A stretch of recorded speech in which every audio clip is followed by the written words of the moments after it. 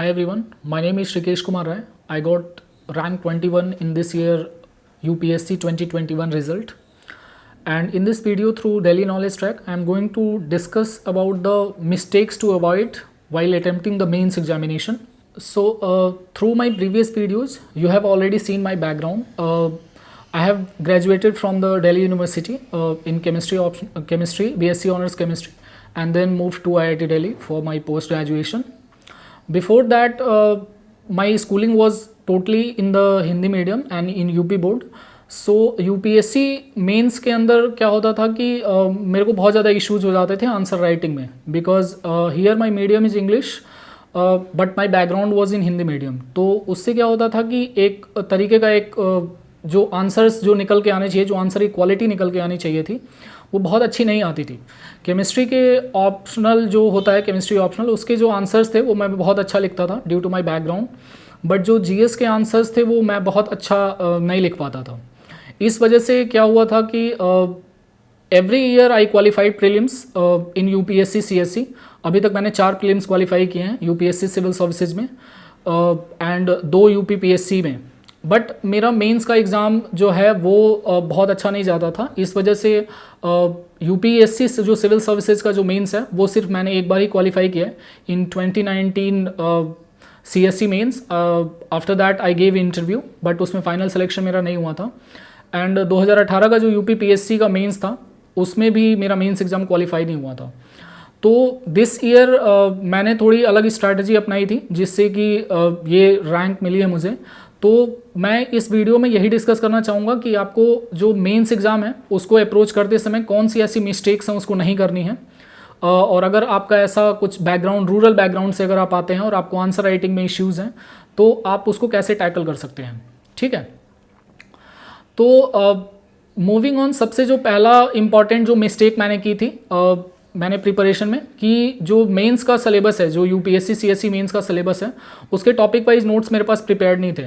Although I have prepared the notes of the prelims examination बहुत अच्छे से, but mains का जो सिलेबस है वो बहुत ज़्यादा एग्जॉस्टिव है. उसको मतलब प्रीलिम्स के जब क्वालिफाई आप हो जाते हैं और जो प्रीलिम्स और मेंस के बीच का जो 3 महीने का टाइम होता है उसमें प्रिपेयर करना आपको पॉसिबल नहीं हो पाता है. बहुत ज़्यादा बड़ा जो सिलेबस है, बहुत ज़्यादा बड़ा सिलेबस है. तो उसमें सबसे जो पहली मेरी मिस्टेक थी कि मैंने टॉपिक वाइज नोट्स नहीं बनाए थे. मैंने ऐसे ही बुक से या किसी कोचिंग के मटेरियल से मैंने रेफ़र करके आंसर्स में लिखता था. बट वो स्ट्रैटेजी काम नहीं करती है एग्ज़ाम में. उसका जो बेसिक रीज़न है उसके पीछे का वो ये है कि जब आप लास्ट में जाते हैं, जब लास्ट फेज ऑफ एग्ज़ाम आता है कि एग्ज़ाम में आपका 4 दिन रह गया या 5 डेज़ रह गया, 7 डेज़ रह गया, उस टाइम पे आपके जो बल्कि नोट्स या बुक्स हैं उसको प्रिपेयर करना बहुत ज़्यादा उसको रिवाइज़ करना बहुत ज़्यादा डिफ़िकल्ट होता है. आप उसको रिवाइज़ कर ही नहीं सकते. और पेपर के अंदर क्या है कि पेपर 3 घंटे का होता है, 20 क्वेश्चंस लिखने होते हैं और एक दिन में 2 पेपर होता है. तो टोटल आपको 6 घंटे लिखना होता है एक दिन के अंदर. बहुत ज़्यादा रिगरस राइटिंग करनी होती है. तो उसमें जो क्या होता है कि अगर आपके दिमाग में बिल्कुल वो चीज़ छपी नहीं है, बहुत वो चीज़ क्लियर नहीं है, आपके बेसिक्स क्लियर नहीं है उसमें, तो आंसर्स राइटिंग, आपकी जो आंसर की जो क्वालिटी है वो निकल के पेपर पे आती नहीं है. और वो एक बहुत बड़ा इशू बन जाता है मेंस ना क्वालिफाई करने का.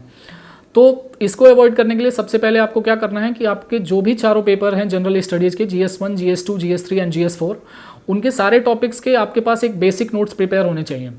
अब बेसिक नोट्स आप प्रिपेयर कहाँ से करेंगे? तो आप कोई भी कोचिंग का मटेरियल उठा लीजिए. यूपीएससी मेंस सिविल सर्विसेज का, यूपीपीएससी मेंस के अंदर बहुत ज़्यादा क्वालिटी कोचिंग्स का मटेरियल अवेलेबल नहीं है. बेटर है कि आप यूपीएससी जो सीएससी मेंस का जो सिलेबस है या उसके जो सोर्सेज हैं आप उन्हीं को फॉलो करके नोट्स बनाएं. उसमें मेरा ये सजेशन रहेगा कि अभी मार्केट के अंदर एक शून्य आईएएस की बुकलेट्स आती हैं जनरल स्टडीज़ की. चारों जो जीएस हैं उनकी 4 बुकलेट्स आती हैं, GS1, GS2, GS3 and GS4. वो क्या है कि बहुत ज़्यादा क्वालिटी तो मैं नहीं एश्योर कर सकता कि बहुत ज़्यादा क्वालिटी उनकी अच्छी है, बट ये है कि आपका 60 to 70% ऑफ द जो सिलेबस का नोट्स है वो वहाँ से बेसिक प्रिपेयर हो जाएगा. बेसिक नोट्स प्रिपेयर होने के बाद आप उसको डेटा से, फैक्ट से, फिगर से, डायग्राम से, फ्लो चार्ट से और करंट अफेयर से टाइम पे अपडेट करते रहेंगे तो आपका वो नोट्स जो है वो लास्ट के रिवीजन के लिए बहुत ज़्यादा अच्छे नोट्स हो जाएंगे. इवन जो पेपर्स के बीच में जो टाइमिंग होती है, जो 2 घंटे का जो टाइम हमको मिलता है 12 से 2 के बीच में, उसमें अगर आप उन नोट्स को गो थ्रू भी कर लेते हैं तो आपका जो आंसर का क्वालिटी है वो डिफरेंट दिखता है इन एक्चुअल पेपर. तो सबसे पहला आपको ये मिस्टेक नहीं करनी है कि आपको खुद के नोट्स नहीं बनाने, आपको खुद के नोट्स बनाने हैं, अच्छे नोट्स बनाइए आप, बट परफेक्शन की तरफ मत जाइए। बहुत ज़्यादा टाइम लेने की ज़रूरत नहीं है। आप शून्य IAS के बुकलेट्स उठाइए, उससे 60-70% सिलेबस जो भी कवर हो रहा है उसको बेसिक आप प्रिपेयर कर लीजिए और उसके बाद धीरे धीरे आप एडिट कर लीजिए। पहले ही अप्रोच में आप परफेक्ट नोट्स बनाने की कोशिश करेंगे तो उसमें टाइम बहुत ज़्यादा है और वो पॉसिबल भी नहीं है जितना बड़ा सिलेबस है। ठीक है, दूसरी जो मिस्टेक हुई थी मेरे से इस प्रिपरेशन में मेंस की, वो है आंसर राइटिंग। होता क्या है कि हम लोग मेंस का सिलेबस इतना बड़ा है कि उसको पढ़ते रहते हैं बट आंसर राइटिंग नहीं करते हैं। सबको पता होता है कि आंसर राइटिंग करनी है, लेकिन वो 3 घंटे के अंदर वो 20 क्वेश्चंस लिखना वो बहुत ज़्यादा चैलेंजिंग काम होता है और वो मैंने फेस भी किया है। तो आपको आंसर राइटिंग करनी है। आंसर राइटिंग कैसे करनी है कि आंसर राइटिंग आपको ऐसा नहीं कि फर्स्ट डे से करनी है। आपका जो पहला वाला जो नोट्स अगर बेसिक 60-70% सिलेबस आपका कंप्लीट हो जाता है, आप सिंपली कोई कोचिंग की टेस्ट सीरीज उठाइए, आप बेसिक या प्रीवियस ईयर क्वेश्चंस उठा लीजिए, आप बेसिक आंसर्स लिखिए। क्वालिटी बहुत ज़्यादा अच्छी शुरू में नहीं आती है बट उसको इग्नोर करके आप बेसिक आप आंसर्स लिखिए। धीरे धीरे वो आंसर राइटिंग आपकी इंप्रूव होती है। लास्ट ईयर मैंने क्या किया था, लास्ट ईयर मैंने आंसर राइटिंग में काफ़ी ज़्यादा फोकस किया था। स्पेसिफिकली UPPSC वाला जो मेंस था उसमें आंसर राइटिंग के लिए मैंने बहुत ज़्यादा फोकस किया था। उसके लिए मैंने UPPSC मेंस और UPSC मेंस दोनों के लिए एक ही टेस्ट सीरीज़ ली थी, फोरम IAS की। बहुत ज़्यादा अच्छी क्वालिटी की वो टेस्ट सीरीज़ है, आप उसको ज्वाइन कर सकते हैं। उसमें क्या था कि उसके थ्रू आपकी जो नॉलेज है वो रिफ्लेक्ट होने लगती है पेपर पे, और आप अगर 6-7 टेस्ट लिख लेते हैं उसके बाद अगर आप अपना पेपर देखेंगे तो आपका जो 7th या 8 टेस्ट है और जो पहला टेस्ट है उन दोनों की आप अगर कॉपी एनालाइज करेंगे तो उन दोनों को आपको खुद फील होगा कि आपकी जो आंसर राइटिंग का जो स्किल है या आपकी जो आंसर राइटिंग है वो बहुत ज़्यादा अच्छी हो गई है। तो 6-7 टेस्ट तक वेट कीजिए आपकी आंसर राइटिंग इंप्रूव करने का। होता क्या है कि आंसर राइटिंग बहुत सारे लोग स्टार्ट करते हैं, पहले दूसरे तीसरे चौथे टेस्ट तक मैक्सिमम अगर नंबर नहीं आते हैं तो छोड़ देते हैं। ऐसा मेरे साथ प्रीवियस अटेम्प्ट में भी हुआ है, मैंने भी छोड़ दिया था। बट उससे आपको कोई मतलब नहीं होना चाहिए क्योंकि उससे आपकी आंसर राइटिंग फिर इंप्रूव नहीं होती है। आप उसको फाइट करते रहिए। एक आता है टाइम जबकि आपका आंसर जो है वो झलकने लगता है पेपर पे, और वो जो क्वालिटी आ जाती है जो वो 7 टेस्ट 8 टेस्ट के बाद आती है वही आपको पेपर के अंदर लिखनी है और तभी जाकर के मार्क्स आते हैं। अदरवाइज मार्क्स लाना मेंस एग्जाम में बहुत डिफिकल्ट है। तीसरी जो मेरी मिस्टेक रही है इस प्रिपरेशन में, जो कि एक मेजर मिस्टेक रही है, वो है कि ऑप्शनल मेरा केमिस्ट्री था और मेरा बैकग्राउंड भी केमिस्ट्री था। तो कहीं ना कहीं मेरे बैक ऑफ द माइंड ये था कि केमिस्ट्री तो मैं बहुत अच्छे से कर लूँगा मेंस एग्जाम के अंदर। इसकी वजह से क्या हुआ कि मैंने जो प्रीलिम्स के पहले का जो टाइम है उसमें मैंने केमिस्ट्री ऑप्शनल प्रिपेयर नहीं किया। जब प्रीलिम्स हो गया उसके बाद मैंने केमिस्ट्री ऑप्शनल प्रिपेयर करना स्टार्ट किया। बट एक एकेडमिक बैकग्राउंड होना और एक सिविल सर्विसेज के पेपर में आंसर लिखना दोनों एक बहुत डिफरेंट चीज़ें हैं। सिविल सर्विसेज में वो आपसे एनालिटिकल स्किल्स मांगते हैं, आपसे वो कंस्ट्रक्टिव आंसर मांगते हैं। एकेडमिक्स में आप अगर थोड़ा बहुत इधर उधर भी लिखते हैं तो आपको मार्क्स मिल जाते हैं और वहाँ कंपटीशन नहीं है, वहाँ पे सिंपली आपको पास करना है। बट यहाँ पे आपको दूसरों से कम्पीट करना है, आपका जो आंसर है वो दूसरों के आंसर से अलग होना चाहिए।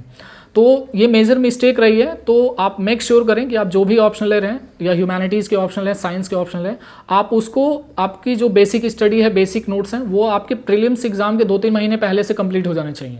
अगर आपके नोट्स प्रिपेयर नहीं है तो प्रीलिम्स के बाद ऑप्शनल के बैठ करके नोट्स बनाना it's not possible. Already there are other papers like general studies paper, Hindi paper, essay paper, बहुत ज़्यादा सिलेबस होता है। आप अगर पहले से प्रिपेयर्ड नहीं है ऑप्शनल के लिए तो बहुत ज़्यादा डिफिकल्ट है वो टाइम मैनेज करना उस पेपर, मतलब उस 3 महीने के टाइम पे। ठीक है, तो मेक श्योर कि आपका ऑप्शनल पहले 6 मंथ्स की प्रिपरेशन में कंप्लीट हो जाए। अगर 6 मंथ्स नहीं तो before prelims, 2-3 months before prelims आपका ऑप्शनल जो है वो कंप्लीट हो जाना चाहिए। ऑप्शनल कंप्लीट करने के बाद बस ये काम कर सकते हैं कि आप जो प्रीलिम्स और मेंस के बीच का टाइम है उसमें आपको सिलेबस पढ़ने की ज़रूरत नहीं है। आप डायरेक्टली टेस्ट सीरीज लगा सकते हैं, आप डायरेक्टली प्रीवियस ईयर क्वेश्चंस लिख सकते हैं। तो उससे आप एक मतलब कंपटीशन में आ जाते हैं मेंस क्लियर करने के लिए। ठीक है, तो ये तीसरी मिस्टेक है जिसको कि अवॉइड करना है। जो 4th मिस्टेक हुई थी स्पेशली मेरे UPPSC जो 2018 का जो अटैम्प्ट था उसके मेंस में, उसमें क्या था कि आप जब UPPSC मेंस का पेपर देते हैं, और स्पेशली ये पेपर जो होता है वो UPSC मेंस के बाद होता है, तो हम लोगों के दिमाग में एक UPSC मेंस का सिलेबस छपा हुआ है। UPSC मेंस के जितने भी इंडिया के डेटा हैं, चाहे वो डेमोग्राफी डेटा हो, सेंसस डेटा हो, या बेसिक जो इकोनॉमिक सर्वे का डेटा है, वो तो बहुत अच्छे से याद रहता है। लेकिन आप अगर UPPSC का पेपर दे रहे हैं तो UPPSC में along with the India data you have to also highlight the Uttar Pradesh data, क्योंकि वो स्टेट सिविल सर्विसेज का पेपर है, तो एग्जामिनर आपसे एक्सपेक्ट करता है ये कि आप उस डेटा को लिखेंगे। तो जब भी आप यूपीपीएससी मेंस की प्रिपरेशन करें, आप उसको यूपीपीएससी का जो मैप है, यूपीपीएससी की जो स्पेसिफिक डेटा है, उत्तर प्रदेश की जो स्पेसिफिक डेटा है, उत्तर प्रदेश का जो बेसिक मैप है, उत्तर प्रदेश का जो स्कीम्स हैं, उनको हाईलाइट करके लिखिए। हालांकि इंट्रोडक्शन में भी आप उस चीज़ को लिख सकते हैं कि उत्तर प्रदेश से लिंक करके। For example this year question आया था कि पूर्वांचल 2022 के यूपीपीएससी के मेंस में ये क्वेश्चन था कुछ रिलेट करके कि पूर्वांचल के का कल्चरल सिग्निफिकेंस बताइए, ठीक है, या पूर्वांचल के फोक डांसेस बताइए। तो अगर आप पूर्वांचल के बारे में अगर आपको आइडिया नहीं है, तो अगर आप इधर उधर की बातें इंट्रोडक्शन में लिखते हैं या बॉडी के अंदर लिखते हैं, तो आपको बहुत ज़्यादा marks UPPSC civil services mains में नहीं मिलेंगे। अगर आप उस पूर्वांचल से रिलेट करके अगर आप इंट्रोडक्शन लिखेंगे कि Purvanchal consist of the eastern UP districts which consist of the Varanasi, Gorakhpur, Ghazipur, Ballia, Chandauli, ये सब रीजन्स हैं, तो अगर उससे रिलेट करके लिखेंगे तो एग्जामिनर को ये लगता है कि हाँ आप यूपी से कनेक्टेड हैं, और आपको आपकी जो कॉपी है वो जो बच्चा यूपीएससी मेंस दे करके डायरेक्टली वो इंडिया के पर्सपेक्टिव से वो आंसर लिख रहा है, और अगर आप यूपी के पर्सपेक्टिव से आंसर लिख रहे हैं तो आपको मतलब अच्छे मार्क्स अवॉर्ड करने के चांसेस बहुत बढ़ जाते हैं। तो ये मिस्टेक नहीं करनी है। अगर यूपी पीएससी के मेंस का पेपर आपको देना है तो आपको यूपी स्पेसिफिक डेटा याद रखने चाहिए, यूपी स्पेसिफिक जो मैप है उसको याद रखने चाहिए, ठीक है। जो फिफ्थ मिस्टेक, वो भी एक मेजर मिस्टेक थी जिसकी वजह से मेरा मेंस रुकता था, उसकी मेजर मिस्टेक के पीछे का रीज़न था पेपर कंप्लीशन।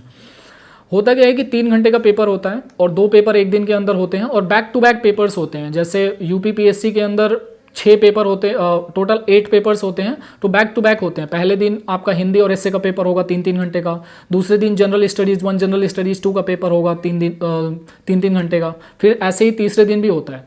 तो आपको कॉन्टीन्यूसली 3-4 डेज तक 6 आवर्स राइटिंग करनी होती है। तो उसमें क्या होता है कि जो माइंड और बॉडी है वो एग्जॉस्ट हो जाती है, तो उसके लिए क्या होता है कि आपका पेपर कंप्लीट नहीं होता है। और अगर आपके 20 क्वेश्चंस में से 2 क्वेश्चंस अगर हर पेपर में अगर रह जाते हैं तो आपका मेंस क्वालिफाई होना बहुत ज़्यादा डिफिकल्ट है।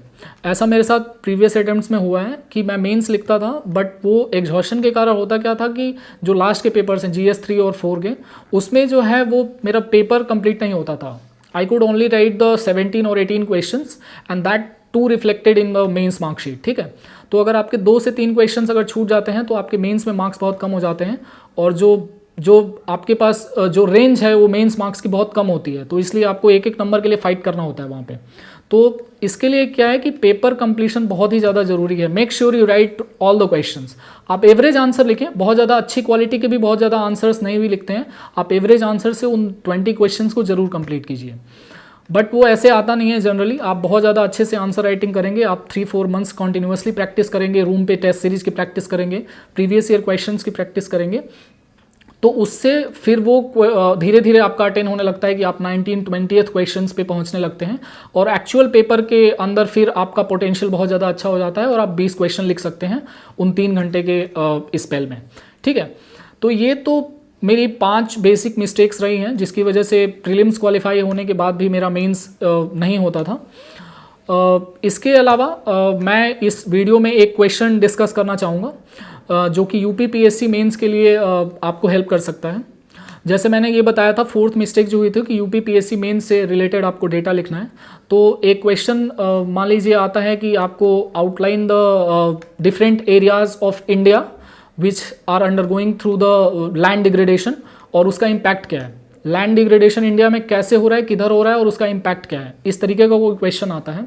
तो हालांकि वो इंडिया के ऊपर क्वेश्चन पूछा गया है, लेकिन अगर आप यूपी का डायमेंशन देंगे तो आपको एक्स्ट्रा 1 और 2 मार्क्स मिलते हैं, और वो आपकी रैंक में, आपकी सर्विस में डिफरेंस पैदा कर सकते हैं, ठीक है।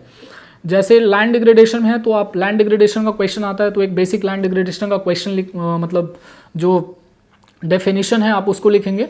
फॉर एग्जांपल UNCCD का डेफिनेशन आप उसको लिखेंगे, फिर उसको दिखाएंगे कि एक साइड इंडिया का मैप बना देंगे कि इंडिया के अंदर जो लैंड डिग्रेडेशन हो रहा है वो किन किन एरियाज़ में हो रहा है और क्यों हो रहा है, ठीक है। तो इंडिया के अंदर आपकी राजस्थान वाले एरिया में एक लैंड डिग्रेडेशन हो रहा है, वहाँ विदर्भा वाले रीजन में एक लैंड डिग्रेडेशन हो रहा है, नीचे जो है रायलसीमा रीजन में लैंड डिग्रेडेशन हो रहा है, एंड कोस्टल रीजन्स में भी लैंड डिग्रेडेशन होता है। तो बहुत स्पेसिफिक एरियाज हैं जिसमें लैंड डिग्रेडेशन की प्रॉब्लम बहुत ज़्यादा है, ठीक है। लेकिन इंडिया का बनाने के साथ साथ अगर आप उत्तर प्रदेश का मैप बना करके उसके वेस्ट में दिखाते हैं कि वेस्ट का जो रीजन है वो थार डेजर्ट से लगा हुआ है, तो वहाँ पे डेजर्टिफिकेशन हो रहा है, उसकी वजह से लैंड डिग्रेडेशन हो रहा है। जो उत्तर प्रदेश का जो साउथ वेस्ट वाला एरिया है, बुंदेलखंड वाला एरिया, वहाँ पे क्या बोलते हैं, बहुत ज़्यादा इरोजन होता है, सॉइल इरोजन होता है, तो वहाँ पे बहुत ज़्यादा चंबल रेवाइंस के बनने की वजह से लैंड डिग्रेडेशन हुआ है। तो ये दूसरा मतलब रीजन हो गया उत्तर प्रदेश का। तीसरा उत्तर प्रदेश का रीजन ये है कि वेस्टर्न यूपी के अंदर जो एक एक्सेस इरिगेशन और फ्लड इरिगेशन का जो इफेक्ट है उसकी वजह से भी लैंड डिग्रेडेशन हो रहा है। चौथा रीज़न जो है वो आता है कि नॉर्थ में जो तराई का रीजन है उसमें बहुत ज़्यादा वाटर लॉगिंग होती है, तो उसकी वजह से वहाँ पे लैंड डिग्रेडेशन होता है। तो along with India, if you write the UP specific answers, UP specific regions, अगर उन्होंने नहीं भी पूछा है तो आपको जो एवरेज कैंडिडेट है जिसने सिर्फ इंडिया के बारे में लिखा है और आपका जो आंसर है जिसमें कि यूपी का जो एस्पेक्ट है वो इंक्लूडेड है along with the India aspect, तो उसमें आपको मार्क्स अवॉर्ड करने की प्रोबेबिलिटी बहुत बढ़ जाती है और आपके 1 या 2 नंबर एक्स्ट्रा आ जाते हैं। और अगर 1-1 नंबर या आधा नंबर भी आप एक्स्ट्रा ले आते हैं तो सोचिए 20 जो क्वेश्चंस हैं उसमें आपके आधे नंबर अगर हर क्वेश्चन में बढ़ते हैं तो 10 नंबर एक्स्ट्रा आते हैं एक पेपर के अंदर। अब 4 जीएस के पेपर होते हैं तो दैट कम्स टू 40 मार्क्स, और 40 मार्क्स आपका मेक और ब्रेक हो सकता है आपकी सर्विस के लिए, आपके सिलेक्शन के लिए और आपके फ्यूचर जो प्रॉस्पेक्ट्स हैं आपकी लाइफ के उसके लिए। ठीक है, तो ये बेसिक आंसर राइटिंग का मेरा एक अप्रोच रहा है इस अटेम्प्ट में, और मैंने ये भी डिस्कस किया है कि मेरे जो मिस्टेक्स जो थी वो कैसे अवॉइड कर सकते हैं। ठीक है, तो I sincerely thank you all for watching my video, and I sincerely thank Delhi Knowledge Track also for presenting this opportunity to talk to students directly. Thank you very much.